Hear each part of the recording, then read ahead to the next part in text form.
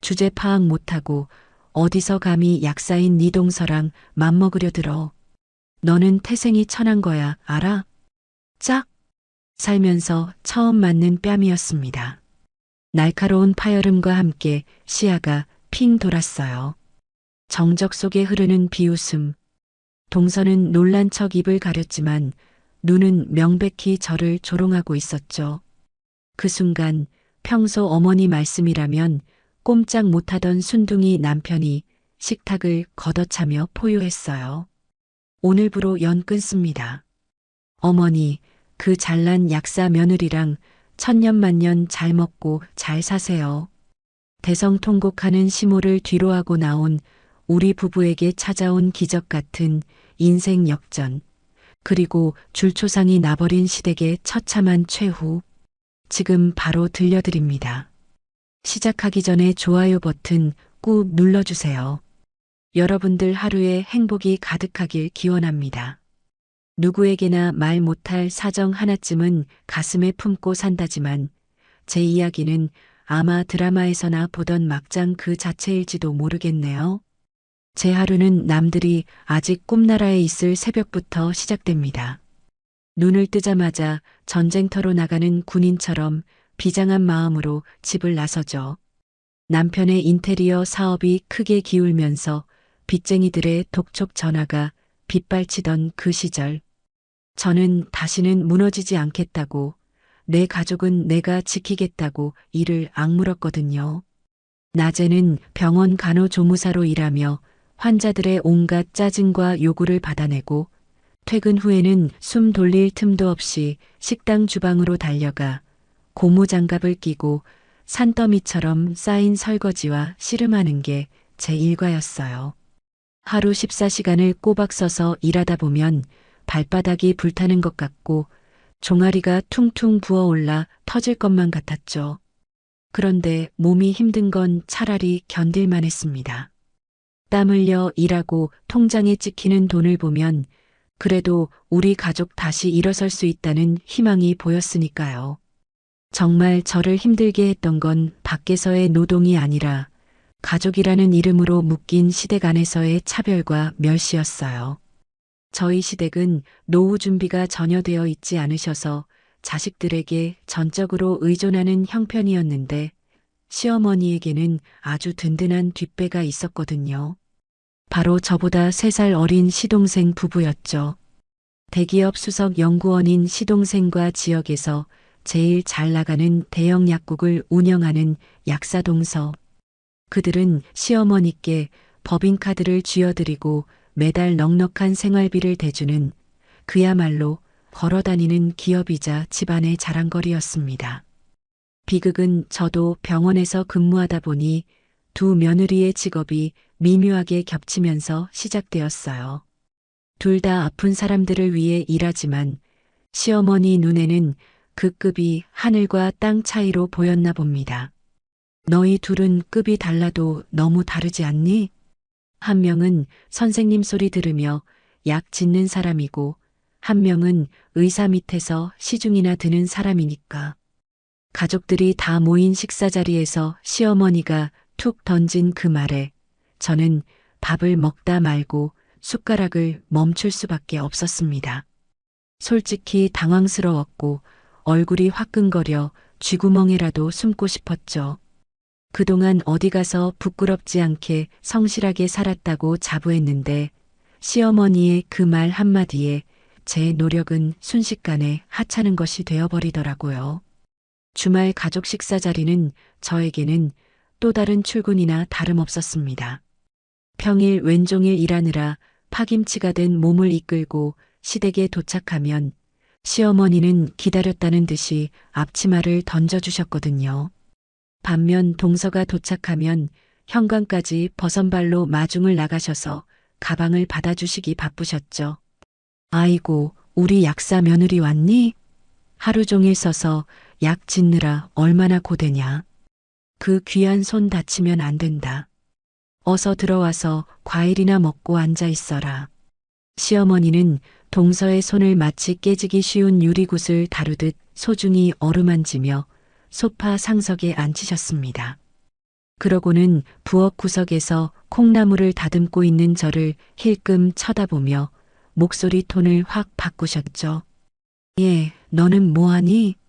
동서 왔는데 물이라도 한 잔 떠다 주지 않고 너는 병원에서도 늘 환자들 뒤치다꺼리하고 몸 쓰는 게 일이니 집안일이 대수겠냐? 얼른 밥상 차려라. 배고프다. 저는 그 말을 듣고 가슴이 쿵 내려앉았습니다. 병원에서 환자들을 돌보는 일이 환자들의 뒤치다꺼리라고 폄하되는 것도 서러웠지만 제가 밖에서 얼마나 치열하게 일하고 왔는지 뻔히 아시면서도 당연하게 부엌 일을 떠넘기는 태도에 울컥 화가 치밀어 오르더라고요. 몸 쓰는 게 제 천직이라니요. 세상에 힘들지 않은 일이 어디 있겠습니까? 하지만 시어머니의 논리는 단순했습니다. 돈을 많이 벌고 사회적 지위가 높은 동서의 노동은 고귀한 것이고 빚 갚느라 정신없는 저의 노동은 막일이나 다름없다는 것이었죠. 부엌에서 혼자 10인분의 식사를 준비하며 달그락거리는 그릇소리를 내고 있을 때 거실에서는 웃음꽃이 피어났습니다.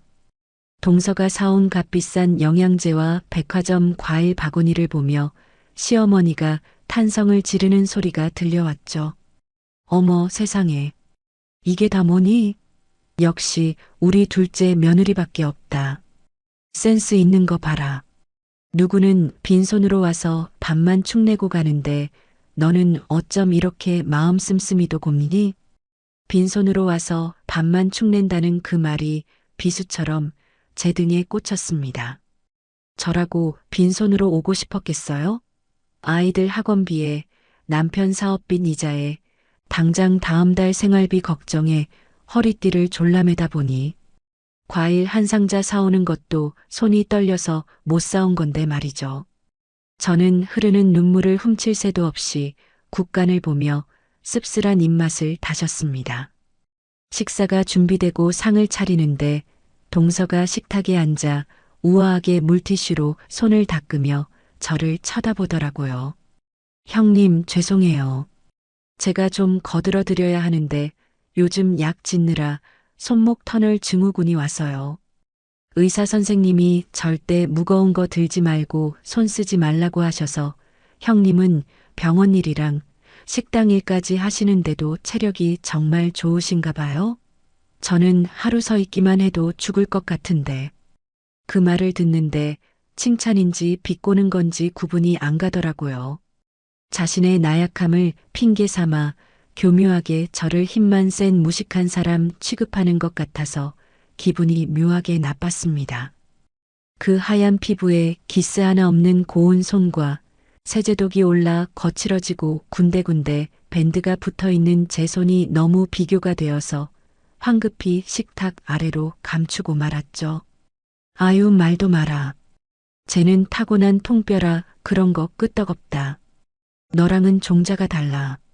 너는 그 귀한 손으로 사람 살리는 약 짓는 사람이니까 힘 아껴야지. 시어머니가 동서의 말에 맞장구를 치며 생선살을 발라 동서 밥그릇에 올려주셨습니다. 저는 목이 메어 밥이 넘어가지 않더라고요. 남편이 눈치를 보며 제 밥그릇에 고기를 얹어주었지만 이미 상처받은 마음은 고기 반찬으로 위로가 되지 않았습니다.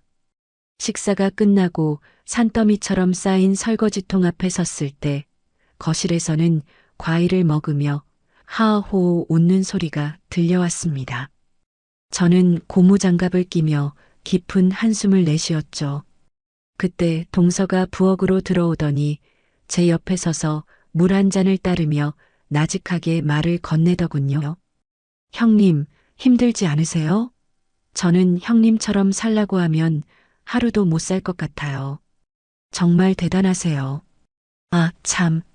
형님 음식 솜씨가 좋으니까 나중에 저희 집 집들이 할 때 형님이 좀 도와주실 수 있으세요? 제가 요리에는 영 소질이 없어서요. 물론 수고비는 챙겨드릴게요. 그 순간 저는 설거지하던 그릇을 놓칠 뻔했습니다. 수고비를 줄 테니 와서 일해달라니요. 동서지간에 도와주는 게 아니라 돈을 주고 일을 시키겠다는 그 태도가 너무나 모욕적이었어요. 제가 아무리 돈이 급하고 힘들게 산다고 해도 가족 간의 예의라는 게 있는 법이잖아요. 그런데 동서는 저를 형님이 아니라 필요할 때 부려먹을 수 있는 저렴한 인력쯤으로 생각하는 게 분명했습니다. 동서, 그게 무슨 말이야? 가족끼리 돕는 건 당연하지만 수고비라니. 나를 파출부 취급하는 거야? 제가 떨리는 목소리로 묻자 동서는 눈을 동그랗게 뜨며 정말 몰랐다는 듯한 표정을 짓더라고요. 어머, 형님. 왜 그렇게 꼬아서 들으세요? 형님 사정 어려우니까 제가 챙겨드리려고 한 말인데. 요즘 인건비도 비싼데 남한테 돈 주는 것보다 가족인 형님한테 드리는 게 낫잖아요. 저는 순수한 호의로 말씀드린 건데 기분 나쁘셨다면 죄송해요. 동서는 미안한 기색 하나 없이 어깨를 으쓱하며 거실로 나가버렸습니다. 저는 멍하니 서서 흐르는 물만 바라보았습니다. 분노가 치밀어 올랐지만 당장 갚아야 할 카드값과 아이들 학원비가 떠올라 큰 소리 한번 치지 못하는 제 자신이 너무나 초라하고 비참하게 느껴지더라고요. 그날 밤 집으로 돌아오는 차 안에서 저는 창밖만 하염없이 바라봤습니다. 남편이 제 손을 잡으며 미안하다고 조금만 더 고생하자고 말했지만 그 위로가 귀에 들어오지 않았습니다. 머릿속에는 오직 시어머니의 차가운 눈빛과 동서의 그 얄미운 미소만이 맴돌았죠. 그래, 내가 지금은 돈이 없어서 무시당하지만 언제까지 이럴 줄 알아? 두고 봐. 내가 반드시 보란 듯이 성공해서 당신들 코를 납작하게 해줄 테니까.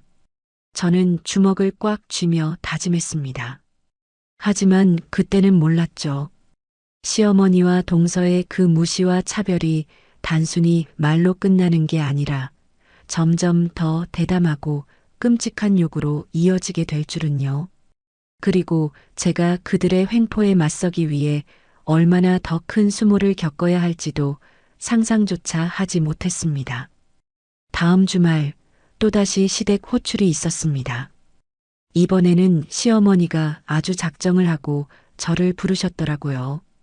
현관문을 열고 들어서는 순간 집안 가득한 곰국 냄새와 함께 거실 바닥에 널브러진 온갖 식재료들이 저를 반겼습니다. 그리고 소파에 누워 텔레비전을 보던 시어머니가 저를 보자마자 대뜸 이러시더군요. 왔니? 잘됐다. 동선해줄 곰국 좀 끓여야 하는데 내가 허리가 아파서 도통 못하겠다. 네가 손이 야무지니까 이것 좀 다 손질해서 푹 고아라. 네 동서가 요즘 기력이 딸린다고 하더라. 기가 막혔습니다. 정작 본인은 손가락 하나 까딱 안 하면서 저보고 그 많은 일을 다 하라니요. 그것도 저를 무시하는 동서를 위해서 말이죠. 제가 망설이며 서 있자 시어머니가 눈을 흘기며 쏘아붙였습니다. 뭐하니? 멀뚱히 서서. 너는 몸 튼튼한 거 말고는 내세울 것도 없으면서 시어머니가 시키는데 토달 거니? 얼른 옷 갈아입고 와서 파부터 다듬어라. 저는 끓어오르는 화를 억누르며 부엌으로 향했습니다. 도마 위에 놓인 대파를 보며 생각했죠. 이게 정말 가족인가? 아니면 나는 이 집의 무급식모인가? 하지만 그때까지만 해도 저는 몰랐습니다. 이 공국 사건이 앞으로 벌어질 거대한 파란의 서막에 불과하다는 사실을요. 대한민국 며느리라면 누구나 치를 떠는 그 명절 증후군, 저에게는 단순히 몸이 힘든 날이 아니라 영혼까지 갈려나가는 날이었습니다. 명절 전날이면 저는 새벽같이 시댁으로 달려가 앞치마부터 동여매야 했습니다. 시어머니는 허리가 아프다, 머리가 어지럽다 핑계를 대시며 안방에 들어누워 계시기 일쑤였고 결국 넓디 넓은 부엌은 오로지 저 혼자만의 전쟁터가 되었거든요. 기름 냄새가 온몸의 모공속까지 배어들 정도로 전을 부치고 나물을 무치고 탕국을 끓이다 보면 어느새 해가 뉘엿뉘엿 지고 창밖은 어둑어둑해지곤 했습니다. 허리가 끊어질 듯 아파오고 다리가 퉁퉁 부어 감각조차 없을 때쯤 현관문 도어락 소리가 경쾌하게 울려 퍼지죠. 어머니, 저 왔어요. 차가 너무 막혀서 늦었네요. 화사한 원피스에 풀 메이크업을 한 동서가 양손 가득 쇼핑백을 들고 등장하면 누워 계시던 시어머니는 언제 아팠냐는 듯 벌떡 일어나 현관으로 달려나가셨습니다. 동서의 손에는 최고급 한우 선물 세트와 백화점 영양제 박스가 들려 있었고 저는 기름때 절은 앞치마를 입은 채 부엌 구석에서 그 모습을 지켜봐야 했어요. 아이고, 우리 며느리 오느라 고생했다. 차 막히는데 뭐하러 이렇게 바리바리 사들고 왔어? 그냥 몸만 와도 되는데. 시어머니는 동서의 손을 잡고 놓아주질 않으시는데 그 모습이 어찌나 다정해 보이는지 순간 제가 이 집 식구가 아니라 남의 집 부엌을 빌려 쓰는 식모가 된 기분이 들더라고요. 동서는 그제야 부엌 쪽을 힐끔 보더니 미안한 기색이라고는 전혀 없는 얼굴로 들어왔습니다. 형님, 혼자 다 하셨어요? 죄송해서 어쩌죠? 약국 문 닫고 오느라 늦었어요. 뭐 도와드릴 거 없나요? 이미 음식은 다 차려져 있고 마무리 설거지만 남은 상황에서 돕겠다는 말은 그저 예의상 던지는 빈말이라는 걸 모를 리 없었죠. 결국 그날의 제사상은 제 땀과 눈물로 차려졌지만 칭찬과 사랑은 두둑한 돈 봉투와 최고급 영양제를 내민 동서가 독차지했습니다. 친척들이 모인 자리에서도 시어머니는 동서 자랑에 침이 마를 새가 없었고 저는 부엌 구석에서 식은 밥을 물에 말아먹으며 그 소리를 들어야 했죠. 그때 깨달았습니다. 이 집에서 며느리의 가치는 철저히 돈으로 매겨진다는 사실을요. 하지만 저를 정말 비참하게 만들고 무너뜨린 건 단순히 제 노동력을 착취하는 것보다 더 잔인한 엄마로서의 자존심을 짓밟은 사건이었습니다. 어느 날 남편은 지방 현장에 내려가 있어 아이를 봐줄 사람이 없었고 친정 어머니마저 편찮으셔서 부탁드릴 곳이 도저히 없었거든요. 발을 동동 구르다 결국 염치불구하고 시어머니께 전화를 드렸습니다. 어머니, 정말 죄송한데 오늘 저녁에 딱 3시간만 저희 애들 좀 봐주실 수 있으세요? 부탁드려요. 수화기 너머로 시어머니의 짜증 섞인 목소리가 들려왔습니다. 얘는 내가 지금 허리가 쑤셔서 꼼짝도 못하는데 애를 어떻게 보라고 그러니? 내 몸 하나 건사하기도 힘들어 죽겠다. 정급하면 네가 일을 관두든지 해야지. 애 맡길 데도 없으면서 무슨 일을 한다고 설치니? 시어머니는 아프다는 핑계로 단칼에 거절하시고는 전화를 툭 끊어버리셨습니다. 서러움이 밀려왔지만 어쩔 수 없었죠. 결국 저는 식당 사장님께 사정사정해서 아이들을 식당 구석 테이블에 앉혀두고 설거지를 해야 했습니다. 좁은 식당 구석에서 숙제를 하고 있는 아이들을 보며 몰래 눈물을 훔쳤던 기억이 나네요. 그런데 며칠 뒤 우연히 동선의 아파트 단지 근처를 지나다 충격적인 장면을 목격하고 말았습니다. 허리가 아파 꼼짝도 못하신다던 시어머니가 동선의 아이를 데리고 놀이터에서 놀아주고 계시는 게 아니겠어요? 그것도 아주 건강하고 활기찬 모습으로 아이 입에 간식을 넣어주며 한바구음을 짓고 계셨죠. 배신감에 눈앞이 캄캄해졌습니다. 제 아이들은 식당 구석에서 눈치 보며 숙제를 하고 있었는데 동선의 아이는 할머니의 지극한 보살핌을 받고 있다니요. 저는 떨리는 다리를 붙잡고 시어머니에게 다가갔습니다. 저를 본 시어머니는 당황하기는커녕 오히려 당당한 표정으로 저를 바라보시더군요. 어머니, 허리 아프시다면서요? 제 애들은 안 되고 동선의 애는 봐주실 수 있는 거예요?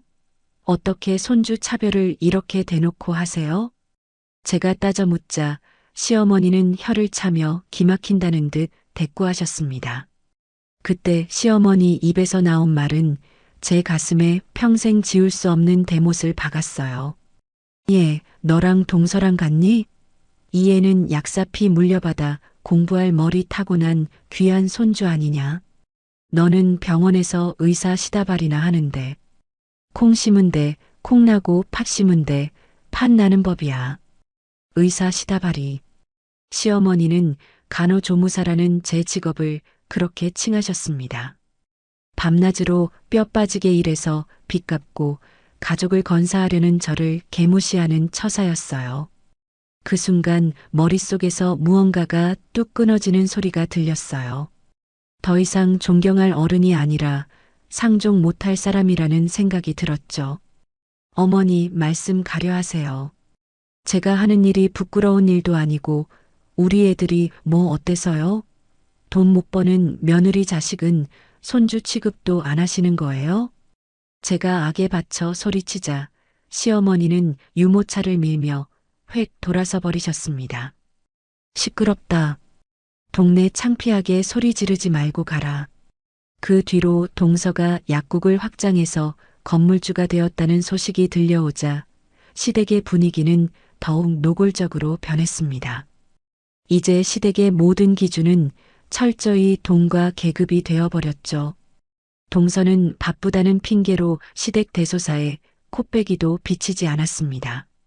명절에도 시어머니 생신에도 달랑 돈 봉투 하나만 보내고 불참하기 일쑤였지만 시어머니는 불만은커녕 오히려 입이 귀에 걸리셨습니다. 요즘 세상에 돈 잘 벌고 사회적 지위 있는 며느리가 진정한 효부지. 와서 몸으로 때우는 게 뭐 대수라고. 우리 며느리는 건물주 되더니 스케일이 다르다. 시어머니는 친척들 앞에서 동서가 보낸 봉투를 흔들어대며 자랑하셨고 그 빈자리를 채우는 고된 노동은 오롯이 급 낮은 며느리인 저희 몫으로 남겨졌죠. 저는 시어머니의 논리대로라면 파출부보다 못한 존재였으니까요. 동서가 보낸 돈 봉투는 효도의 증표가 되었고 제가 흘린 땀방울은 무능력의 증거가 되어버린 그 집구석이 지옥처럼 느껴졌습니다. 동서는 가끔 전화해서 형님, 제가 이번에도 못 가서 죄송해요. 대신 어머님 용돈 두둑이 챙겨드렸으니까 형님이 맛있는 거 좀 해드리세요. 아, 형님도 수고비 필요하시면 말씀하시고요라며 선심 쓰듯 말하곤 했습니다. 그럴 때마다 저는 수화기를 부셔버리고 싶은 충동을 느꼈죠.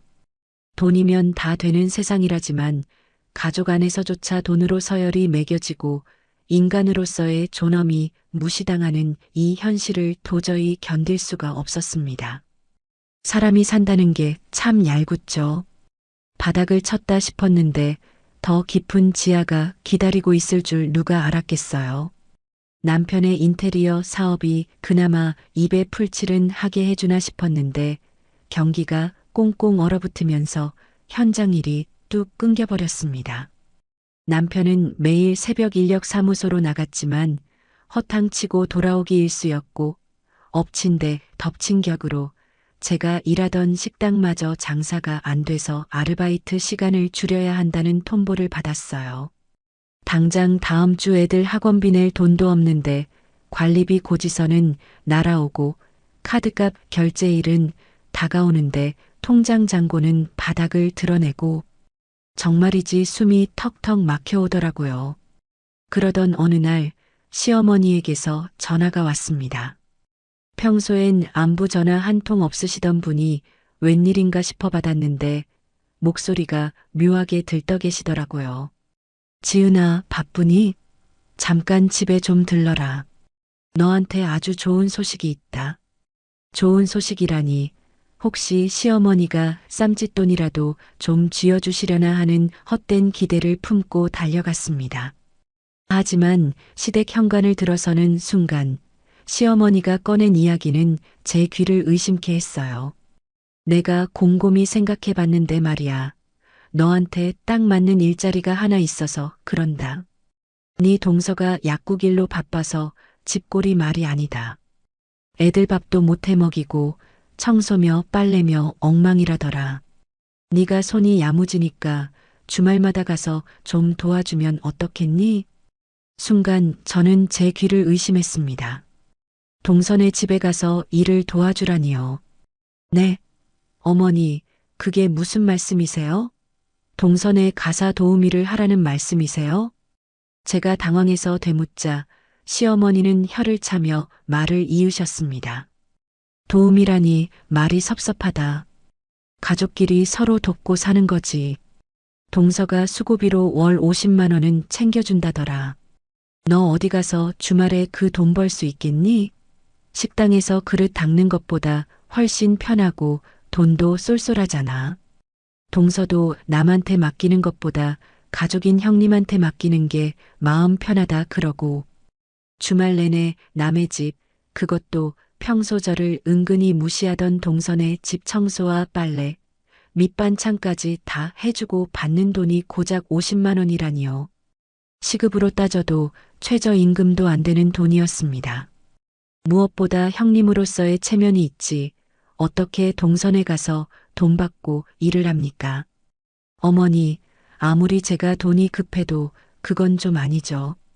형님이 동선에 가서 돈 받고 파출부 노릇을 하라니요. 저 못합니다. 제가 정색을 하며 거절하자 시어머니의 표정이 순식간에 싸늘하게 변했습니다. 체면?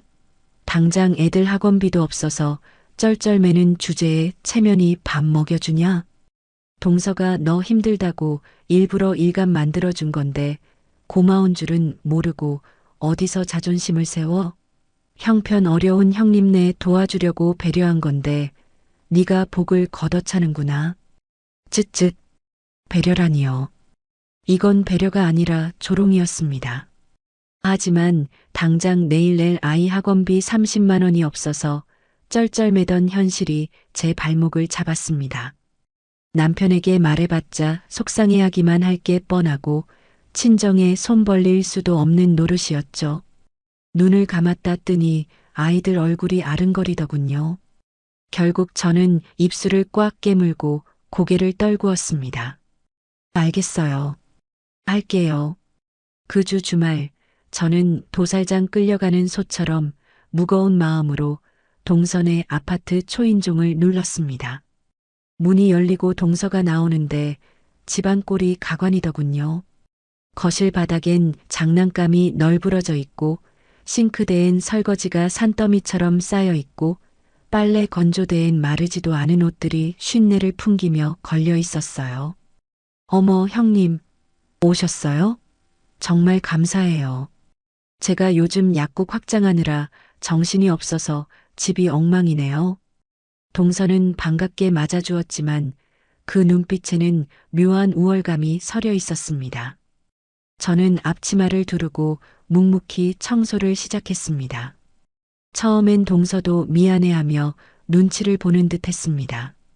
형님, 죄송해요. 너무 더럽죠?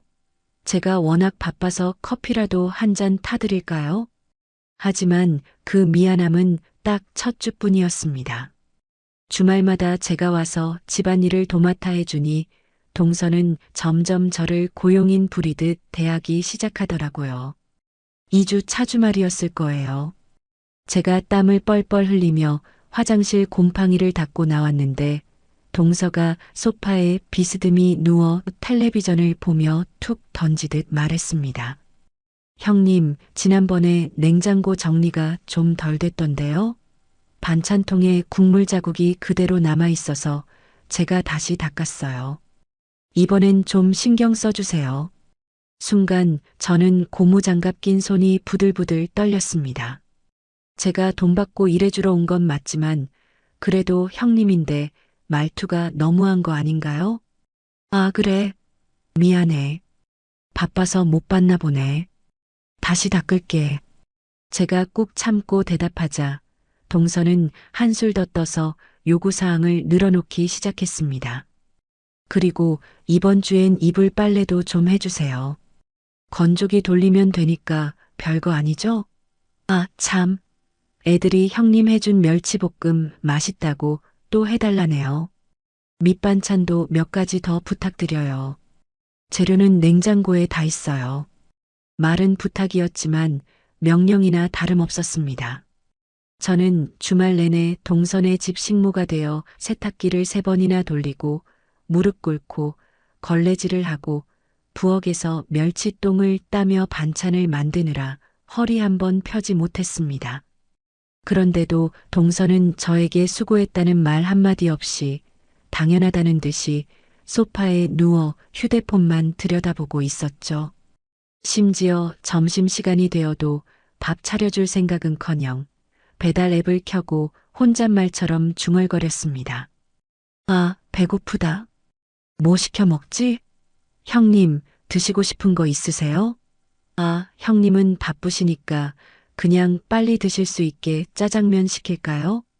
저는 퉁퉁 부른 짜장면을 부엌 식탁 구석에서 허겁지겁 먹으며 서러움에 목이 메었습니다. 동서와 조카들은 거실 넓은 식탁에 앉아 탕수육이며 깐풍기며 요리를 시켜놓고 하하호호 웃으며 먹고 있는데 저는 마치 투명인간 취급을 당하는 기분이었죠. 돈 50만 원이 뭐라고 내가 여기서 이런 취급을 당하며 살아야 하나 자괴감이 밀려왔습니다. 하지만 통장에 찍힌 50만 원을 보며 아이들 학원비를 낼 수 있다는 안도감에 또다시 주말이 되면 동선의 집으로 향하는 제 자신이 너무나 처량하게 느껴졌습니다.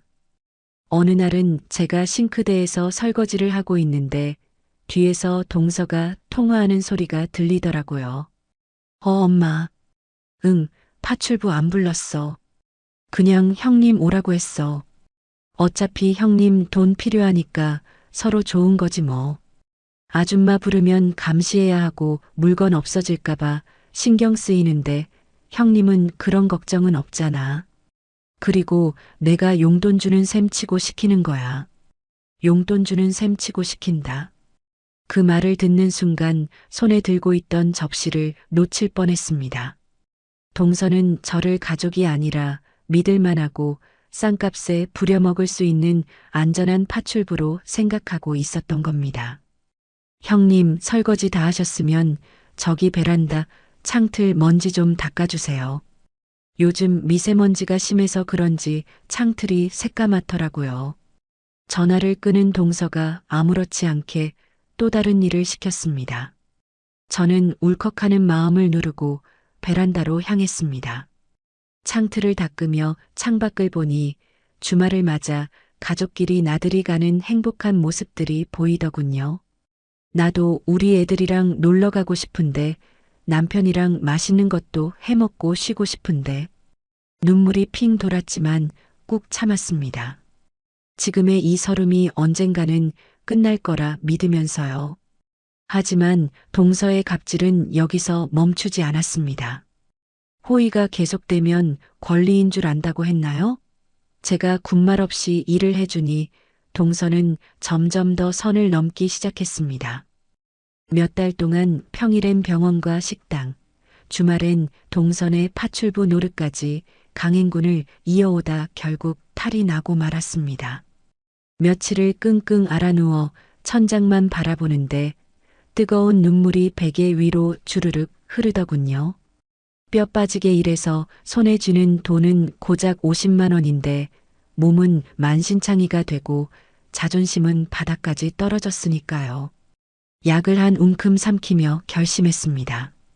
더 이상은 못해. 내 몸이 부서지면 우리 애들은 누가 돌봐? 더러워서 안 한다. 그 주 주말 저는 동선의 현관문을 들어서자마자 단호하게 말을 꺼냈습니다. 동서, 나 오늘까지만 하고 그만둘게. 몸이 너무 안 좋아서 더는 무리야. 제 말에 동서는 눈을 동그랗게 뜨더니 제 걱정은커녕 짜증부터 확 내더라고요. 네, 형님, 갑자기 그게 무슨 말씀이세요? 지금 당장 사람 구하기도 힘든데 대책도 없이 관두시면 어떡해요? 형님 사정 뻔한데 50만 원 포기하시게요? 제 건강보다 본인의 불편함이 먼저인 동서의 태도에 오만정이 뚝 떨어졌습니다. 돈도 좋지만 사람이 살고 봐야지. 병원비가 더 나오겠어. 미안하지만 다른 사람 알아봐. 제가 뒤도 안 돌아보고 나가려는데 동서가 다급하게 제 앞을 가로막았습니다. 그러고는 아주 선심 쓴다는 표정으로 기가 막힌 제안을 던지더군요. 아유, 형님. 까지 마시고 제 얘기 좀 들어보세요. 제가 곰곰이 생각해 봤는데요. 형님 너무 고생하시니까 제가 월 100만 원으로 딱 맞춰 드릴게요. 어때요? 2배예요. 2배. 100만 원. 솔직히 그 액수에 잠깐 마음이 흔들린 건 사실입니다. 하지만 동서의 눈빛이 탐욕스럽게 번들거리는 걸 보고 직감했죠. 세상에 공짜는 없는 법, 더 큰 무언가를 요구하겠구나. 대신 조건이 하나 있어요. 별거 아니에요. 형님 어차피 아침 일찍 일어나시잖아요. 평일 아침에 잠깐 들러서 저희 남편이랑 애들 밥 좀 차려주세요. 제가 요즘 골프 배우느라 아침 준비할 시간이 도통 없어서요. 국 하나에 반찬 3가지만 해주시면 돼요. 간단하죠? 솔직히 형님 스펙에 어디 가서 월 100만 원 벌기 쉬워요? 밖에서 남의 식당 그릇 닦는 것보다 따뜻한 동선에 집 와서 밥만 차려주는 게 훨씬 낫잖아요? 제가 다 배려해서 드리는 말씀인데 순간 제 귀를 의심했습니다. 주말 청소도 모자라 이제 평일 아침마다 와서 밥상을 차리라니요. 그것도 스펙 운운하며 저를 식당 아줌마 취급하는 저 말투. 동서는 저를 가족이 아니라 철저히 돈으로 부릴 수 있는 저렴한 노동력으로 보고 있었던 겁니다. 뭐, 밥을 차리라고? 동서, 지금 제정신이야? 내가 내 파출부야? 동서지간에 선 넘지 마. 나 돈 필요 없어. 사람을 뭘로 보고 이래? 제가 버럭 소리를 지르며 화를 내자 동서는 오히려 어이없다는 듯 콧방귀를 뀌며 팔짱을 끼더군요. 어머, 형님. 왜 그렇게 흥분하고 그러세요? 저는 형님 생각해서 제안한 건데. 어머니 용돈도 못 드리는 형편에 자존심은 되게 세시네요. 솔직히 형님 능력에 이만큼 편하게 돈 버는 일 없잖아요. 저도 배려해 드리는 건데 너무하시네. 싫으면 마세요. 저도 아쉬울 거 없으니까. 동서의 그 뻔뻔한 태도에 치가 떨렸습니다. 저는 더 이상 대꾸할 가치도 못 느끼고 그 길로 동선의 집을 뛰쳐나왔습니다.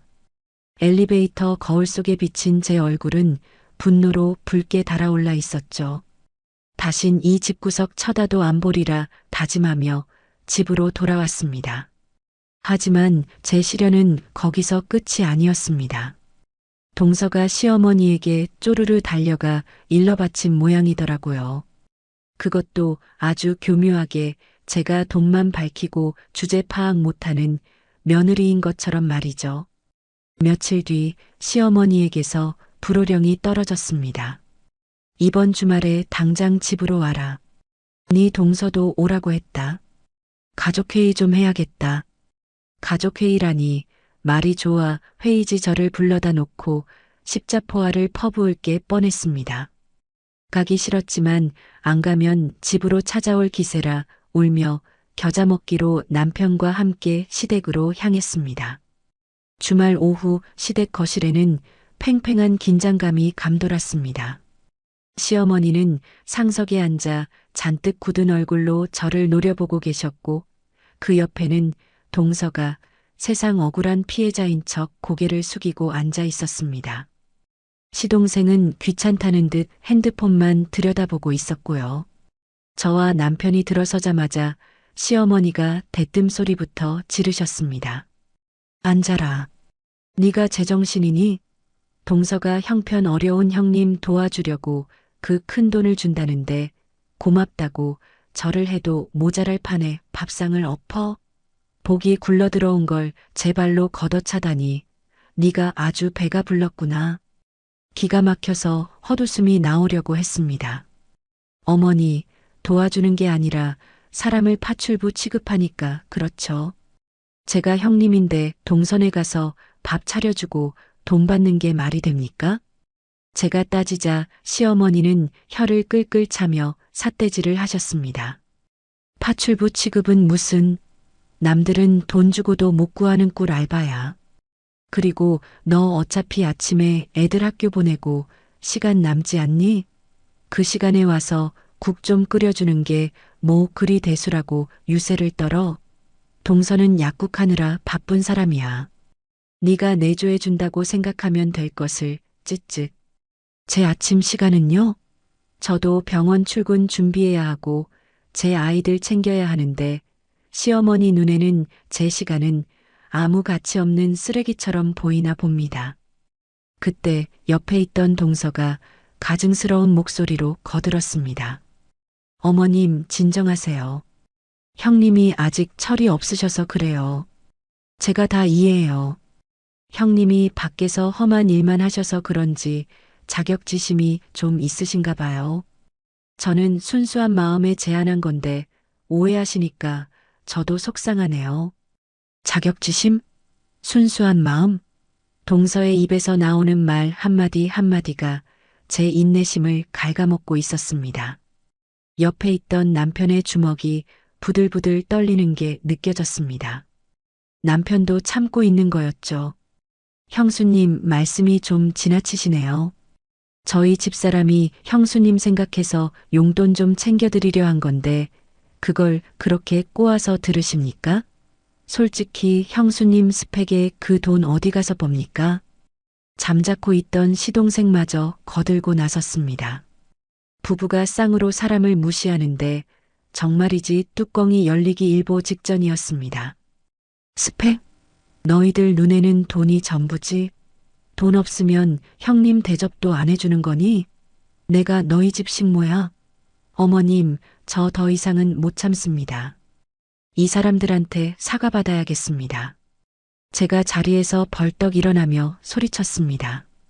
그러자 시어머니도 지지 않고 벌떡 일어나셨습니다. 사과? 누가 누구한테 사과를 해?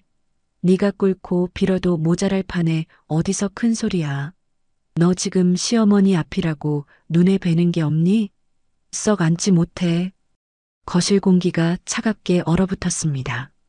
시어머니의 고함 소리에 베란다 창문이 윙윙 울릴 정도였죠. 남편이 저를 말리려고 일어서는 순간 시어머니는 분을 이기지 못하고 씩씩거리며 제 앞으로 다가오셨습니다. 너 오늘 아주 끝장을 보자. 네가 뭘 믿고 이렇게 기어오르는지 내가 버릇을 단단히 고쳐주마. 시어머니의 눈빛에는 살기마저 느껴졌습니다.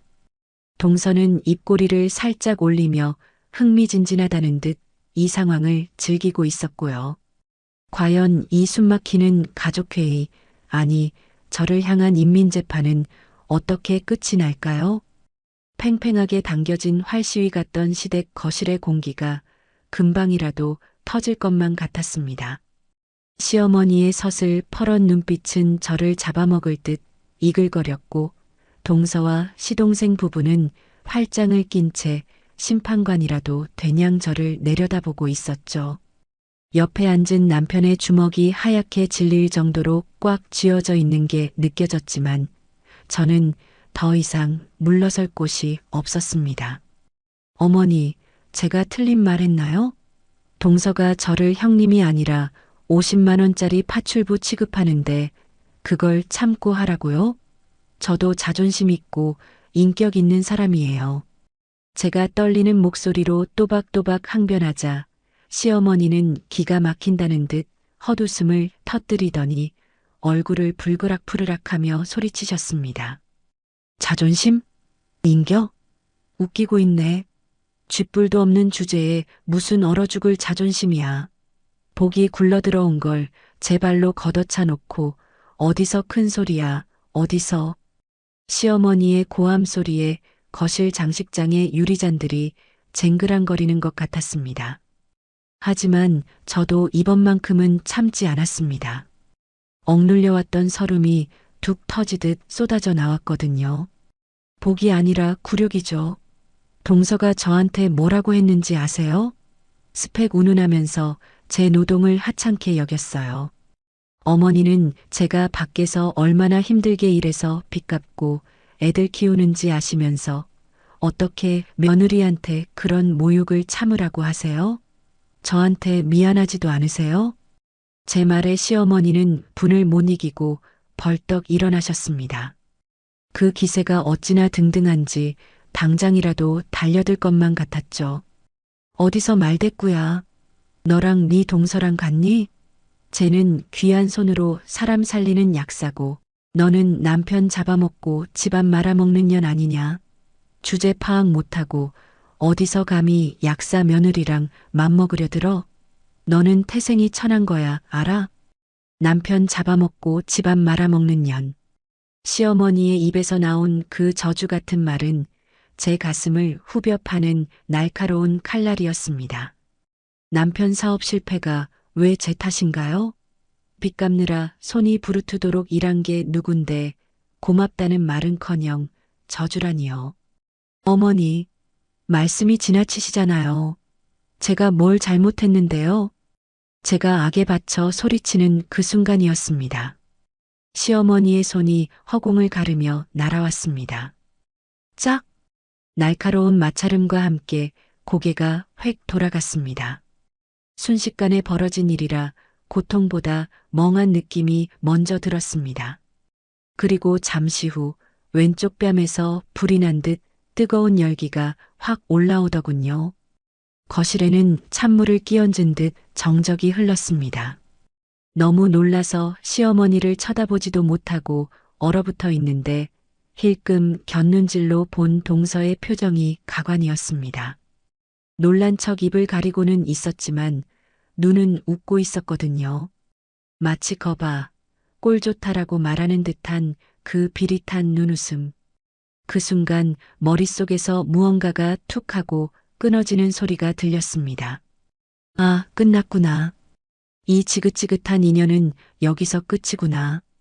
뺨을 감싸 쥐고 부들부들 떨고 있는데 옆에서 쾅 하는 굉음이 들렸습니다. 지금 뭐 하시는 거예요? 남편이었습니다. 늘 어머니 말씀이라면 꼼짝 못하던 순둥이 남편이 식탁을 잇는 힘껏 걷어차고 벌떡 일어난 겁니다. 엎어진 식탁 위로 과일 접시가 산산조각이 나고 깍담한 사과가 바닥을 뒹굴었습니다. 남편의 눈은 핏발이 서서 금방이라도 피눈물을 흘릴 것만 같았습니다. 어머니, 지금 제 아내 쳤어요? 네. 이 사람이 뭘 그렇게 잘못했는데요? 남편의 고함에 시어머니는 움찔하셨지만 이내 기세등등하게 맞받아치셨습니다. 이 녀석이 어디서 애미한테 소리를 질러 못 배운 며느리가 시어머니한테 대드는데 가만히 있냐? 너도 정신 차려. 저런 년 끼고 도니까 네가 사업 말아먹고 그 꼴로 사는 거야. 시어머니의 말에 남편은 허탈한 듯 실소를 터뜨리더니 무서운 표정으로 시어머니와 동서 부부를 번갈아 쳐다봤습니다. 사업 말아먹은 거요? 그거 다 제 탓이에요. 이 사람은 아무 잘못 없어요. 오히려 제가 빚더미에 앉았을 때 도망 안 가고 뼈 빠지게 일해서 우리 가족 먹여 살린 은인이라고요. 당신들이 무시하는 이 사람이 당신들이 떠받드는 그 잘난 약사 며느리보다 100배 1000배 귀한 사람이야. 남편의 목소리는 울음 섞인 절규에 가까웠습니다. 저는 그 말을 듣는데 뺨 맞은 아픔도 잊을 만큼 가슴이 먹먹해져 눈물만 하염없이 흘렀습니다. 형, 진정해. 어머니 놀라시잖아. 시동생이 끼어들자 남편은 시동생을 쏘아보며 소리쳤습니다. 너도 똑같아. 형수가 너희 집 파출부냐? 50만 원 던져주고 종 부리듯 부려먹으면서 히히덕거려. 너희 부부 내가 다 봤어. 아내 뺨 맞을 때 네 마누라 웃고 있던 거 내가 똑똑히 봤다고. 동서는 그제야 사색이 되어 손사래를 쳤지만 이미 늦었습니다. 남편은 제 손을 꽉 잡고 일으켜 세웠습니다. 어찌나 세게 잡았는지 손이 아플 정도였지만 그 온기가 저를 지탱해주는 유일한 버팀목이었죠. 가자, 지은아. 더 이상 이런 쓰레기 같은 취급받을 필요 없어. 남편은 시어머니를 향해 마지막으로 차갑게 내뱉었습니다. 엄마, 아니 당신. 이제 소원대로 돈 많은 약사 며느리랑 대기업 다니는 아들 끼고 천년만년 행복하게 사세요. 우린 이제 남입니다. 다시는 죽을 때까지 다시는 우리 볼 생각하지 마세요. 영 끊자고요. 뭐라고? 너 지금 그년 때문에 애미랑 연을 끊겠다는 거냐? 시어머니가 고래고래 소리를 지르며 바닥에 주저앉아 통곡을 하셨지만 남편은 뒤도 돌아보지 않고 저를 끌고 현관을 나섰습니다.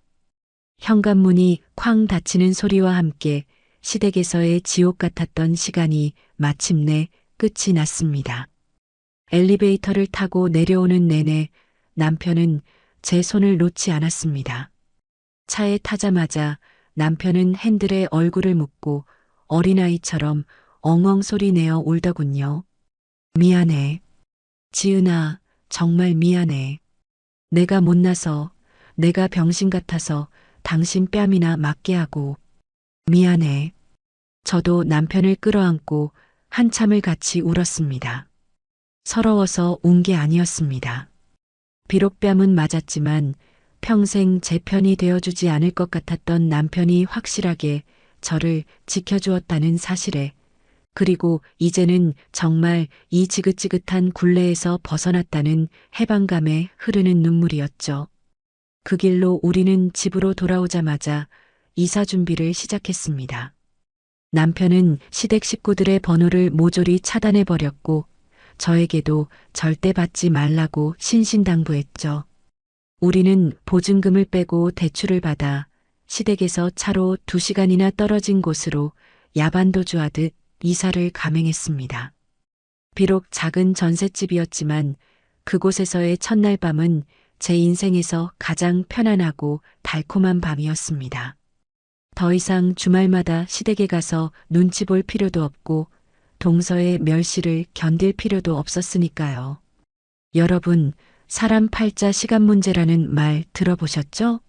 제가 뺨 한 대 맞고 야반도주하듯 시댁을 뛰쳐나왔을 때만 해도 제 인생에 볕들 날이 올 줄은 꿈에도 몰랐답니다. 그저 지긋지긋한 시집살이에서 벗어났다는 해방감 하나로 버텼을 뿐이었죠. 그런데 절연하고 딱 2년이 지났을 때 우리 부부의 삶은 말 그대로 180도 바뀌었습니다. 세상이 온통 코로나라는 전염병으로 난리가 나고 다들 죽겠다고 아우성칠 때 아이러니하게도 저희 남편에게는 기적 같은 기회가 찾아왔습니다. 사람들이 집에 머무는 시간이 길어지다 보니 인테리어를 바꾸려는 수요가 폭발적으로 늘어났거든요. 남편은 워낙 손재주가 좋고 성격이 대나무처럼 올곧아서 자재 하나를 써도 속이는 법이 없었는데 그 진심이 드디어 빛을 발하기 시작한 겁니다. 처음에는 동네 작은 수리부터 시작했는데 남편이 워낙 꼼꼼하게 시공을 해주니 집주인들 사이에서 입소문이 퍼지기 시작했습니다. 맘카페며 지역 커뮤니티의 양심적인 사장님, 신의 손이라며 칭찬 글이 올라오더니 순식간에 예약이 6개월치나 밀리는 대박이 터지고 말았죠. 남편의 휴대폰은 쉴 새 없이 울려대고 현장을 3군데나 동시에 돌려야 할 정도로 눈코 뜰 새 없이 바빠졌습니다. 어느 날 늦은 밤 현장에서 돌아온 남편이 먼지 묻은 작업복 주머니에서 꼬깃꼬깃한 통장 하나를 꺼내 제 앞에 내밀더군요. 지은아, 이거 봐봐. 이번 달 정산한 거야. 저는 무심코 통장을 열었다가 그만 입을 다물지 못하고 그 자리에 주저앉을 뻔했습니다. 통장에는 그동안 우리를 옥죄던 빚을 다 청산하고도 남을 만큼 제 평생 만져보지도 못한 큰 금액이 찍혀 있었거든요. 숫자를 세고 또 세어봐도 믿기지 않아서 남편 얼굴만 멍하니 쳐다봤습니다. 여보, 이게 다 무슨 돈이야? 우리 진짜 빚 다 갚은 거야? 이제 빚쟁이들 전화 안 받아도 되는 거야? 제 물음에 남편은 투박한 손으로 제 눈물을 닦아주며 환하게 웃어 보였습니다. 그럼 다 갚고도 남지. 이제 우리도 남들처럼 떵떵거리며 살아보자. 그동안 당신 고생시킨 거 내가 평생 호강시켜주면서 갚을게. 나 믿고 따라와줘서 고마워. 우리는 서로를 부둥켜 안고 엉엉 울었습니다. 서러움의 눈물이 아니라 벅찬 감동의 눈물이었죠. 그 길로 남편은 개인 사업자를 법인으로 전환하고 번듯한 사무실까지 냈습니다. 저는 더 이상 병원에서 환자들 비위를 맞추거나 식당 주방에서 고무장갑을 낄 필요가 없어졌고요. 남편 회사 이사님 명함을 파고 격리 업무를 보며 점심이면 우아하게 브런치를 즐기는 사모님 소리를 듣게 되었답니다. 그리고 가장 큰 변화는 바로 집이었습니다. 우리는 그토록 꿈꾸던 신도시의 신축 브랜드 아파트로 이사를 하게 되었거든요. 넓은 거실 창으로 호수 공원이 내려다 보이고 바닥엔 고급 대리석이 깔린 그 집은 우리 가족에게 궁전이나 다름없었습니다. 이삿날 새집 증후군 청소까지 싹 마친 깨끗한 집에 들어서는데 아이들이 거실을 뛰어다니며 환호성을 지르는 모습을 보니 세상을 다 가진 것만 같았죠. 엄마, 우리 집 진짜 좋아. 내 방도 생기고 너무 신나. 아이들의 해맑은 웃음소리를 들으며 저는 베란다 창가에 서서 다짐했습니다. 다시는 정말 다시는 과거의 그 구질구질했던 삶으로 돌아가지 않겠다고요. 우리를 무시했던 그 사람들에게 보란 듯이 잘 사는 모습을 보여주겠다고 이를 악물었죠. 그런데 참 신기한 게 우리가 이렇게 승승장구하며 꽃길을 걷는 동안 저쪽, 그러니까 시댁과 동선의 집에는 먹구름이 잔뜩 끼다 못해 폭우가 쏟아지고 있다는 소식이 들려오더라고요. 동선은 약국이 잘 된다고 기고만장하더니 간입의 밖으로 나왔는지 무리하게 대출을 끌어와 신도시 상가 건물을 통째로 매입했다고 합니다. 월세 받아서 이자 내고 건물주 소리 들으며 떵떵거릴 생각이었겠지만 코로나가 터지면서 상가들이 줄줄이 폐업하고 공실이 나버린 거죠. 텅 빈 건물에서 나오는 건 먼지뿐이고 매달 갚아야 할 이자는 눈덩이처럼 불어나 숨통을 조여왔을 게 불보다 뻔했죠. 게다가 더 기가 막힌 건 동서가 그 상황을 만회해 보겠답시고 주식 선물 옵션이라는 도박이나 다름없는 투자에 손을 댔다는 사실이었습니다. 약국 수입으로도 감당이 안 되는 빚을 한 방으로 해결하려다 그나마 남아있던 재산까지 허공으로 날려버리고 말았다는 소문이 파다하게 퍼졌거든요. 예전에 살던 동네 지인에게서 전화가 왔는데 아주 신이 나서 떠들더군요. 자기야, 소식 들었어? 그 콧대 높던 약사 동서 말이야. 이번에 주식으로 수십억 날려먹고 완전 망했대. 약국에도 빚쟁이들이 찾아와서 난동 부리고 난리도 아니었다나 봐. 시어머니는 화병 나서 병원에 실려가고 집안 꼴이 아주 말이 아니래. 그 말을 듣는데 솔직히 말씀드리면 고소하다는 생각보다는 무섭다는 생각이 먼저 들었습니다. 인과응보라는 게 정말 있구나 싶어서요. 남의 눈에 눈물 내면 제 눈에는 피눈물 난다더니 저를 파출부 취급하고 무시했던 그 대가를 아주 혹독하게 치르고 있는 셈이었습니다. 동서는 스트레스로 탈모가 와서 가발을 쓰고 다닌다는 소문도 들리고 그 잘난 대기업 다니던 시동생도 빚독촉 전화에 시달리느라 회사에서 징계 위기까지 몰렸다고 하더군요. 그토록 자랑스러워하던 사자 직업과 대기업 타이틀이 이제는 빚을 갚기 위한 족쇄가 되어버린 겁니다. 시어머니는 그제야 쫓아낸 큰아들 생각이 간절해지셨나 봅니다. 우리 부부가 대박 나서 떵떵거리며 산다는 소식을 건너 들으셨겠죠. 어느 날부터인가 제 핸드폰에 발신자 정보 없음이나 모르는 번호로 전화가 오기 시작했습니다. 처음엔 멋모르고 받았는데 수화기 너머로 익숙하면서도 듣기 싫은 목소리가 들려오더라고요. 여보세요? 지은이니? 나다, 시험이다. 내 목소리 들리지? 순간 심장이 쿵 내려앉고 등골이 오싹해졌지만 저는 침착하게 숨을 고르고 아무 말 없이 전화를 끊어버렸습니다. 그리고 바로 차단 목록에 추가했죠. 남편에게도 이야기했더니 남편은 콧방귀를 뀌며 그러더군요. 잘했어. 이제 와서 무슨 염치로 전화를 해? 우리가 번호 바꾼 줄도 모르고 예전 번호로 걸다가 안 되니까 여기저기 수소문해서 알아낸 모양이네. 즐기다 즐겨. 알고 보니 시어머니는 우리가 이사가기 전 살던 집주인이며 남편의 예전 거래처 사장님들까지 찾아다니며 우리 연락처를 알아내려고 혈안이 되어 있었다고 합니다. 동서는 자존심 때문에 차마 직접 연락은 못하고 시어머니를 앞세워 어떻게든 우리에게 줄을 대보려고 안간힘을 쓰고 있는 게 뻔했습니다. 형님니가 이번에 인테리어 대박나서 돈방석에 앉았다며?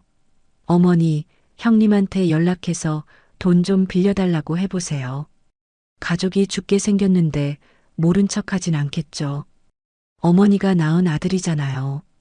아마도 좁은 월세방에 모여 앉아 시어머니를 닥달하고 있을 동서의 표정이 눈에 선했습니다. 하지만 어림도 없는 소리죠. 제가 겪은 수모와 멸시를 생각하면 10원 한 장도 아까운 사람들이니까요. 가끔 밤에 잠자리에 누우면 문득문득 옛날 생각이 납니다. 주말마다 동선에 가서 청소하고 50만 원에 자존심 팔아가며 눈물 흘리던 그 시절 말이에요. 여보, 우리 진짜 성공했다. 그치? 잠결에 남편을 툭 건드리면 남편은 잠꼬대처럼 웅얼거리며 제 팔을 끌어당겨 베개로 삼아줍니다. 응, 그래. 당신 덕분이야. 사랑해. 이 평화롭고 행복한 일상이 깨지지 않기를, 그리고 저 악기 같은 시댁 식구들이 영원히 우리 앞에 나타나지 않기를 바라고 또 바랐습니다. 여러분, 혹시 염치라는 단어를 국어사전에서 찾아보신 적 있으신가요? 부끄러움을 아는 마음이라고 하죠. 그런데 살다 보니 이 세상엔 그 마음을 태어날 때부터 뱃속에 두고 나온 사람들이 있더라고요. 바로 제 동서와 시동생처럼 말이죠. 그날은 유난히 날씨가 좋았습니다. 남편은 아침 일찍 현장으로 출근했고 저는 아이들을 학교에 보낸 뒤 느긋하게 집안 청소를 하고 있었어요. 창문을 활짝 열어두니 살랑거리는 바람에 커튼이 춤을 추고 따스한 햇살이 거실 가득 들어오는데 아, 이게 행복이지 싶더라고요. 좋아하는 음악을 틀어놓고 커피 한 잔의 여유를 즐기려던 찰나 인터폰 소리가 정적을 깼습니다. 띵동. 택배 올 것도 없는데 누구지? 무심코 월패드 화면을 들여다본 저는 들고 있던 머그잔을 떨어뜨릴 뻔했습니다. 화면 속에 비친 그 얼굴들은 제가 꿈에서도 마주치기 싫어했던, 아니 제 인생에서 영원히 지워버리고 싶었던 바로 그 사람들이었으니까요. 동서와 시동생이었습니다. 그런데 그 몰골이 가관이더군요. 예전 같으면 백화점 명품관 마네킹처럼 화려하게 차려입고 콧대를 하늘 높이 쳐들고 있었을 동서가 다 늘어난 티셔츠에 헝클어진 머리를 하고 서 있었습니다. 눈밑은 퀭하고 피부는 푸석푸석한 게 길가에서 마주쳤으면 못 알아볼 뻔했죠. 옆에 서 있는 시동생도 마찬가지였습니다.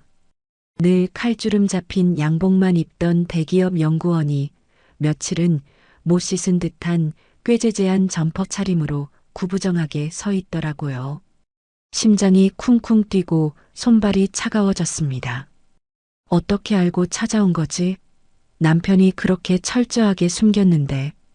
누구세요? 떨리는 목소리를 감추며 인터폰을 받았습니다.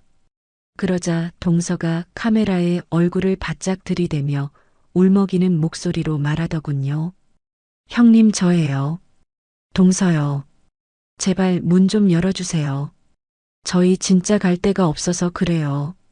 형님 제발이요. 그 형님이라는 소리가 어찌나 소름 끼치던지. 2년 전 저를 파출부 취급하며 50만 원 던져주던 그 당당함은 어디 가고 이제 와서 형님 타령이라니요. 저는 잠시 망설였습니다. 경비실에 연락해서 쫓아낼까? 하지만 이대로 돌려보내면 또 찾아올 게 뻔했습니다. 그래, 이참에 확실하게 끝내자. 저는 심호흡을 한번 크게 하고 현관문을 열어주었습니다. 현관문이 열리자마자 두 사람은 마치 쫓기는 짐승처럼 집 안으로 후다닥 들어오더군요. 그러고는 제 앞에 털썩 무릎을 꿇었습니다. 형님, 정말 잘못했습니다. 제가 죽을 죄를 지었어요. 한 번만 살려주세요. 동서가 제 바지가랑이를 잡고 오열을 시작했습니다.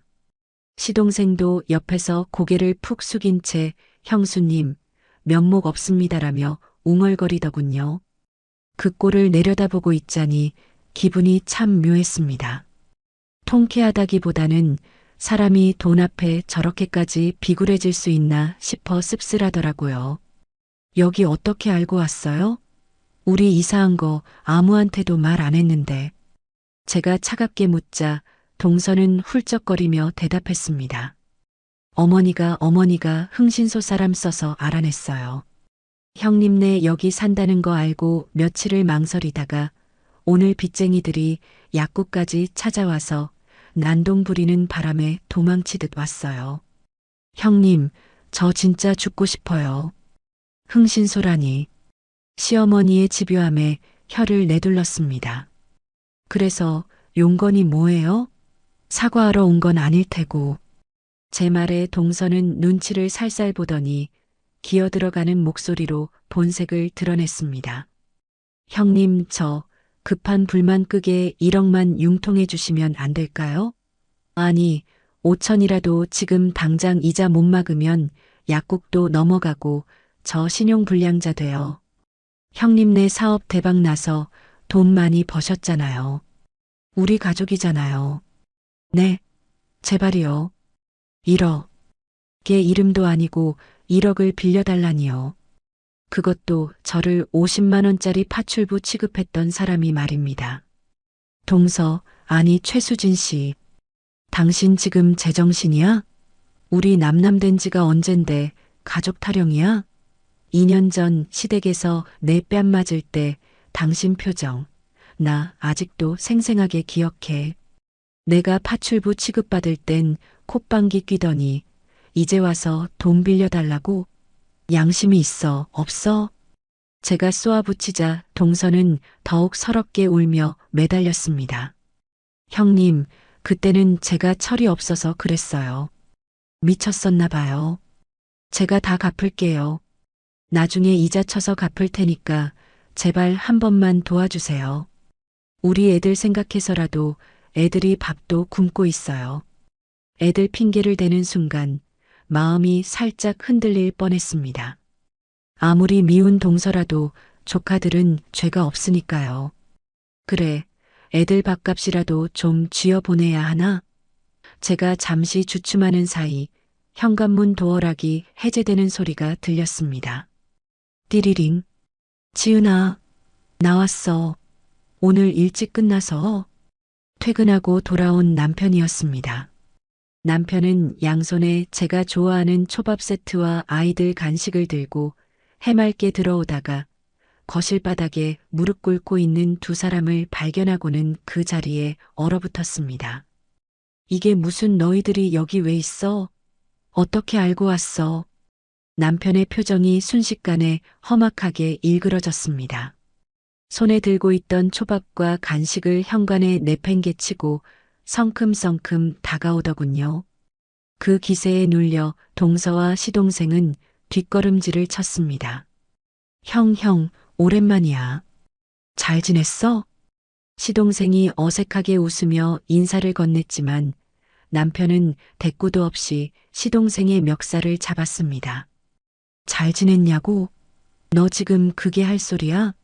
내 집에서 당장 나가. 내 눈에 띄지 말라고 했지. 남편의 고함에 집안이 쩌렁쩌렁 울렸습니다.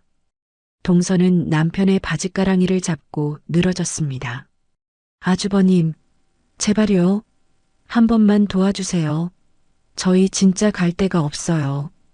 1억만 빌려주시면 평생 은인으로 모시고 살게요. 어머니도 좁은 월세방에서 고생하시는데 아주버님이 장남이잖아요. 장남이 부모랑 동생 나 몰라라 하면 안 되잖아요. 그놈의 장남 타령. 남편은 헛웃음을 터뜨리며 동서의 손을 매몰차게 뿌리쳤습니다. 장남? 돈 필요할 때만 장남이지? 내가 사업 망해서 힘들 때 너희가 나 사람 취급이라도 했어? 밥 한 끼라도 사줬냐고. 오히려 내 아내 부려먹고 무시하고 조롱했잖아. 너희가 인간이면 어떻게 낯짝 들고 여기를 찾아와? 남편은 숨을 몰아쉬며 제가 평생 잊지 못할 사이다 발언을 쏟아냈습니다. 그리고 재수 씨, 지은이 뺨 맞을 때 그때 당신 눈빛, 그 비릿한 미소, 내 뇌리에 똑똑히 박혀 있다고. 내 아내가 흘린 눈물이 얼만데 이제 와서 눈물 연기를 해? 역겨우니까 그만하고 당장 꺼져. 동서는 사색이 되어 아무 말도 못하고 벌벌 떨기만 했습니다. 돈? 1억? 꿈깨. 너희한테 줄 돈 있으면 차라리 길바닥에 뿌리거나 기부를 하지. 10원 한 장도 못 줘. 정돈이 필요하면 너희가 그렇게 끔찍하게 아끼는 너희 엄마한테 가서 달라고 해. 남편은 소금을 뿌리듯, 아니 염산을 뿌리듯 독서를 퍼부으며 현관문을 활짝 열어젖혔습니다. 나가. 셋셀 때까지 안 나가면 경찰 부를 거야. 주거침입죄로 콩밥 먹고 싶지 않으면 당장 나가라고. 하나. 남편의 카운트다운이 시작되자 시동생이 먼저 동서를 일으켜 세웠습니다. 여보, 가자. 형 진짜 경찰 부를 기세야. 일단 나가자. 안 돼. 나 못 가. 여기서 나가면 우리 죽어. 아주버님, 제발요. 동서가 버티며 악을 썼지만 남편은 눈 하나 깜짝하지 않았습니다. 둘. 남편이 핸드폰을 꺼내 112를 누르려 하자 시동생은 사색이 되어 동서를 질질 끌고 현관 밖으로 나갔습니다. 동서는 끌려나가면서도 형님, 너무해요. 천벌 받을 거예요. 라며 저주를 퍼부었지만 저는 그 모습이 무섭기는커녕 하찮게만 느껴졌습니다. 셋, 쾅. 현관문이 닫히는 소리와 함께 집안에 다시 평화가 찾아왔습니다. 남편은 문을 잠그고 나서도 분이 안 풀리는지 한참을 씩씩거렸습니다. 저는 조용히 다가가 남편의 등을 쓸어주었습니다. 여보, 진정해. 갔어. 이제 안 올 거야. 남편은 저를 와락 끌어안더니 제 어깨에 얼굴을 묻고 한숨을 깊게 내쉬었습니다. 미안해, 지은아. 내가 못나서 저런 인간들이 또 찾아오게 만들었네. 당신 놀랐지? 괜찮아? 나 괜찮아. 당신 덕분에 속이 다 시원하던걸. 아까 너희 엄마한테 가서 달라고 하라고 했을 때 나 진짜 박수 칠 뻔했어. 우리는 서로 마주보고 씁쓸한 웃음을 지었습니다.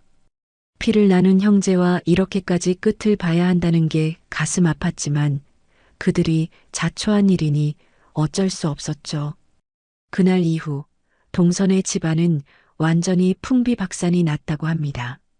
남편에게 거절당하고 돌아간 뒤 빚쟁이들에게 시달리다 못해 결국 살던 집과 약국까지 헐값에 넘기고 빚잔치를 했다더군요. 시동생은 회사에 빚독촉 전화가 계속 오는 바람에 권고사직을 당했고 지금은 대리기사를 하며 하루 벌어 하루 먹고 산다는 소문이 들려왔습니다. 그리고 그 콧대 높던 시어머니는 어떻게 됐냐고요? 동선에 가족과 함께 보증금 500에 월세 30짜리 반지하 방으로 들어갔다고 합니다. 좁은 방에서 며느리와 시어머니가 매일같이 머리끄덩이 잡고 싸우는 소리가 담장을 넘어온 동네에 퍼진다고 하네요. 네가 내 아들 잡아먹은 년이다. 내 돈 내놔라. 어머니가 부추겨서 투자한 거잖아요. 이게 다 노망난 노인네 때문이야. 서로 탓하며 지옥 같은 나날을 보내는 그들의 소식을 들을 때마다 저는 안도감과 동시에 묘한 서글픔을 느낍니다. 돈이 뭐라고, 가족이 뭐라고 저렇게까지 바닥을 보여야 하는지. 하지만 한 가지 확실한 건 인과응보는 반드시 존재한다는 사실입니다. 제가 흘린 눈물만큼, 아니, 그보다 더 처절하게 그들은 대가를 치르고 있으니까요. 저는 이제 더 이상 과거의 아픈 기억에 얽매이지 않으려 합니다. 제 곁에는 저를 목숨보다 아끼는 든든한 남편과 사랑스러운 아이들이 있으니까요. 사람이 살다 보면 참 묘한 순간이 옵니다.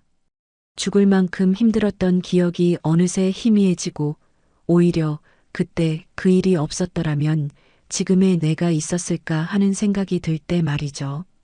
저에게는 시어머니에게 뺨을 맞았던 그날이 바로 그런 순간이었죠. 지금 저는 거실 소파에 앉아 창밖으로 지는 노을을 바라보고 있습니다.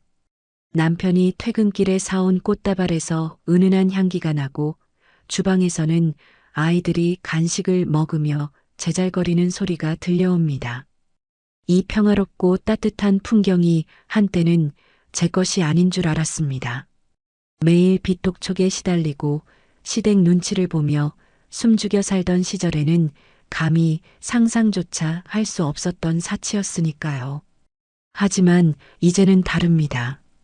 저는 느긋하게 일어나 남편과 아이들을 배웅하고 운동도 다니고 취미 생활도 즐기며 온전히 저 자신을 위한 시간을 보내고 있습니다. 가끔 옛날 동네 친구를 통해 우연히 예전 시댁 소식을 전해 듣곤 합니다. 자기야, 그 집 말이야. 반지하 월세방에서도 쫓겨날 판이라며 며느리가 도망갔다던데? 어머, 진짜? 시어머니가 며느리 머리채 잡고 싸우다가 경찰까지 왔다며. 쯧쯧, 집안꼴 잘 돌아간다. 사람들은 혀를 차며 수군거리지만 저는 그 이야기를 들어도 아무런 감정이 들지 않습니다. 예전 같으면 고소하다며 박수를 쳤을지 모르겠지만 지금은 그저 남의 집 불구경하듯 무덤덤할 뿐입니다. 동정심조차 아까울 뿐이죠. 그들은 그저 제 인생에서 스쳐 지나간, 다시는 마주치고 싶지 않은 악연일 뿐이니까요. 오히려 가끔은 시어머니에게 고마운 마음까지 들 정도입니다. 만약 그날 시어머니가 제 뺨을 때리지 않았더라면, 남편이 밥상을 엎고 뛰쳐나오지 않았더라면, 우리는 여전히 그 지옥 같은 시댁의 굴레에서 벗어나지 못한 채 질질 끌려다니며 살았을지도 모를 일이니까요. 그 매몰찬 손찌검 한 번이 질긴 악연의 고리를 끊어내고 우리 부부를 각성하게 만든 계기가 되었으니 참 아이러니하지 않나요? 여보, 무슨 생각해? 상념에 잠겨 있는데 남편이 다가와 제 어깨를 감싸 안았습니다. 아, 아니야. 그냥 옛날 생각이 나서. 제가 씁쓸하게 웃자 남편은 제 손을 꼭 잡으며 진지한 표정으로 말했습니다. 지은아, 나 아직도 그날 생각하면 자다가도 벌떡 일어난다. 당신 뺨 맞을 때 내가 바로 막아주지 못한 거 평생 한이 돼. 내가 못나서 당신 고생만 시키고. 남편의 눈가에 물기가 어린 것을 보고 저는 가슴이 뭉클해졌습니다. 이 사람은 여전히 그날의 일을 미안해하고 있구나. 여보, 그런 말 하지 마. 당신 덕분에 나 지금 이렇게 행복하잖아. 당신이 그때 내 손잡고 나와줬을 때 나 정말 구원받은 기분이었어. 세상에 내 편이 있다는 게 얼마나 든든한지 그때 처음 알았단 말이야. 남편은 제 손등에 입을 맞추며 맹세하듯 말했습니다. 내가 앞으로 평생 충성할게. 당신 눈에 다시는 눈물 안 나게 할 거야. 우리 아이들, 그리고 당신, 내가 목숨 걸고 지킬게. 사랑해, 지은아. 그 투박하지만 진심 어린 고백에 제 마음속 응어리가 눈 녹듯 사라졌습니다. 그래, 이게 행복이지. 돈이 많아서가 아니라, 좋은 집에 살아서가 아니라, 나를 있는 그대로 아껴주고 사랑해주는 사람이 곁에 있다는 것. 그게 진정한 행복이라는 걸 이제야 깨달았습니다. 동서와 시어머니는 평생 돈과 명예, 거칠애에 목숨 걸며 살았지만 결국 남은 건 빚더미와 서로를 향한 증오뿐이잖아요. 하지만 저는 비록 가진 건 없었어도 가족 간의 사랑과 신뢰를 지키려 노력했고 그 결과 이렇게 값진 보상을 받게 되었습니다. 어떤 분들은 복수라고 하면 상대방을 철저히 짓밟고 무너뜨리는 것을 떠올리실지 모릅니다. 하지만 제가 겪어보니 진짜 완벽한 복수는 그게 아니더라고요. 그들이 어떻게 살든 신경 쓰지 않고 보란 듯이 내가 더 잘 살고 행복해지는 것. 나를 무시했던 사람들이 배가 아파서 잠 못 들 정도로 나의 행복한 모습을 보여주는 것. 그게 바로 최고의 복수가 아닐까요? 이제 저는 더 이상 과거의 아픔에 얽매이지 않으려 합니다. 제 앞에는 사랑하는 남편과 아이들, 그리고 희망찬 미래만이 기다리고 있으니까요. 가끔 밤하늘을 올려다보며 생각합니다. 지금쯤 차가운 반지하 방에서 서로를 원망하며 떨고 있을 그들에게 저의 이 따뜻하고 환한 거실 불빛이 닿기를, 그리고 깨닫기를 바랍니다. 당신들이 그토록 무시했던 며느리가, 형님이 지금 얼마나 눈부시게 살아가고 있는지를 말이죠. 여러분, 긴 이야기 들어주셔서 감사합니다. 제 이야기가 시댁 문제로 혹은 인간관계로 힘들어하는 누군가에게 작은 위로와 통쾌함을 드렸으면 좋겠습니다. 부디 여러분은 저처럼 아픈 시간 겪지 마시고 곁에 있는 소중한 사람들과 매일매일 웃으며 행복하게 사시길 바랍니다. 지금까지 김지은이었습니다. 모두 행복하세요. 고구마 100개를 먹은 듯 답답했던 시집살이 끝에 찾아온 사이다 결말. 정말 속이 다 시원해지는 이야기였죠? 지은님께서 겪으신 서름과 아픔이 얼마나 컸을지 감히 상상조차 되지 않지만 결국엔 가장 멋진 복수인 나 자신의 행복을 찾아내신 모습에 큰 박수를 보내드리고 싶습니다. 돈과 명예로 사람의 급을 나누던 시댁 식구들은 결국 파멸을 맞았고 묵묵히 가족을 위해 헌신했던 지은님은 진정한 사랑과 부를 얻으셨네요. 인과응보라는 말이 정말 틀린 말이 아니라는 걸 다시 한번 깨닫게 되는 시간이었습니다. 혹시 지금 이 순간에도 누군가의 부당한 대우 때문에 눈물 흘리고 계신 분이 있다면 지은님의 이야기가 작은 희망이 되었으면 좋겠습니다. 참고, 견디는 것만이 능사가 아닙니다. 여러분은 존중받아 마땅한 소중한 사람이라는 걸 절대 잊지 마세요. 김지은님께 응원의 댓글을 남겨주세요. 큰 위로가 돼줄 거예요. 오늘도 끝까지 함께 해주셔서 감사합니다.